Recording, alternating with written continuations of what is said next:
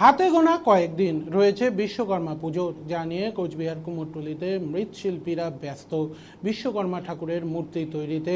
প্রতি বছরই বিশ্বকর্মা পুজো এলেই একটা আলাদাই চমক দেখা যায় কোচবিহারে। হয়তো একই রকমভাবে এবারও সেই চমক দেখতে পারবে কোচবিহারবাসী। ইতিমধ্যে কোচবিহার হেড পোস্ট অফিস এলাকায় পালপাড়ায় কুমোরটুলিতে বিশ্বকর্মা ঠাকুর তৈরি করা শেষ। বাকি শুধু রং করা হলে বিভিন্ন জায়গায় নিয়ে যাওয়া হবে এই বিশ্বকর্মা ঠাকুরগুলি পুজো করার জন্য। এই বিষয়ে এখানে কুমোরটুলির মৃৎশিল্পীরা জানান, ইতিমধ্যে বিভিন্ন জায়গা থেকে বিশ্বকর্মা ঠাকুরের অর্ডার চলে এসেছে।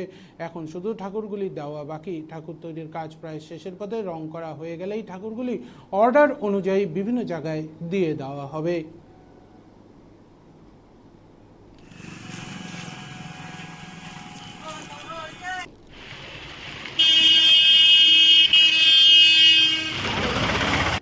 কয়েকদিন রয়েছে বিশ্বকর্মা পুজো, কেমন চলছে? এই তো মোটামুটি চলছে আর কি।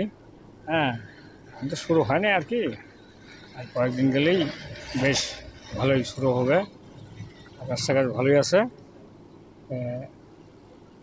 চলবে, ভালোই চলবে। এখনো রং করা হয়নি। রং করা হয়নি না, এখন কাস্টমার আসতেছে, এখনও কাস্টমার আসা শেষ হয়নি, এখনও আসতেছে। আজকেও আসলো, মনে করেন 2-4 দিনের মধ্যে আইসা যাবো।